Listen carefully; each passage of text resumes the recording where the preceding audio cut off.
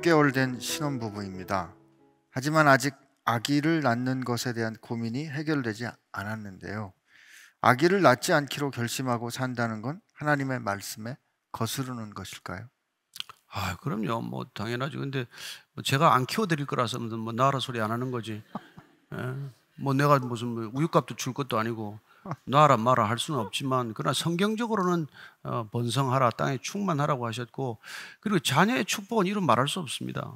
여러분, 우리가 결혼 뭐 해도 실패요, 안 해도 실패요, 해도 괴로움이 안 해도 괴로움이지만 해봐라, 그런 얘기를 하는가 뭐겠어요. 하나님께서 돕는 배필을 주신 까닭은 나보다도 누군가를 더 사랑하는 경험이 이 세상에서 인간이 경험할 수 있는 가장 고결한 감정이고 가장 하나님의 형상에 가까운 모습이라서 그래요. 우리는 본래 죄인이란 다 이기적이잖아요. 그러나 정말 사랑하는 사람을 만나면 비로소 나는 나를 이기고 내 욕망이나 내 충동을 이기고 그 사람을 중심으로 생각하는 버릇과 삶이 형성이 된단 말이죠.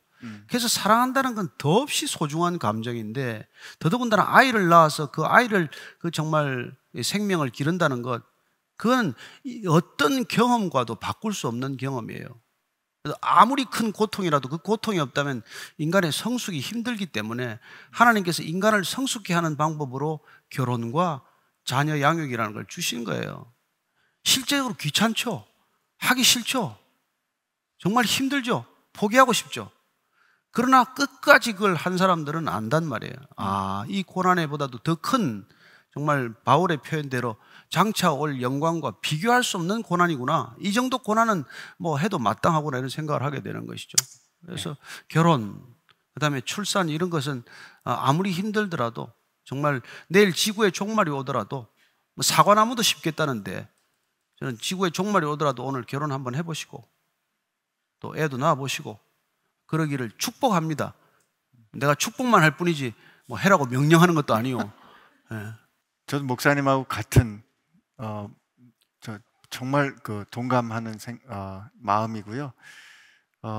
그냥 의학적인 변화를 제가 조금만 말씀을 드리면, 제가 83학년도에 학생이 됐는데 그때 산부인과를 배울 때 우리가 이제 임상적인 불임은 부부가 결혼해서 정상적인 부부 생활을 했는데 1년 안에 아기가 안 생기는 걸 불임이라 그러거든요. 근데 그때는 100쌍 중에 1쌍 정도가 불임이었어요. 근데 지금은 정상적으로 아기를 갖기 원하는데도 아기가 안 생기는 커플이, 제가 몇 해 전에 확인했던 게 5커플 중에 한 커플 정도가 불임이거든요.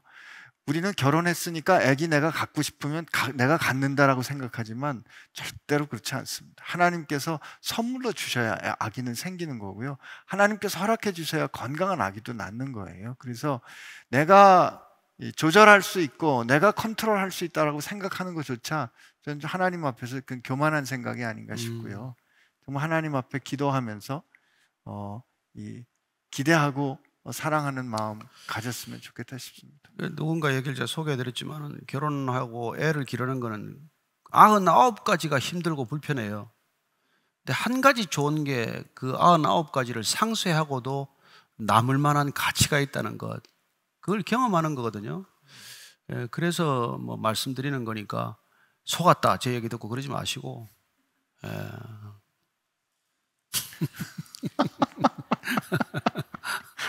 왠지 사모님이 빙그레 웃으시는 것 같아요. 인간은 다 속아요.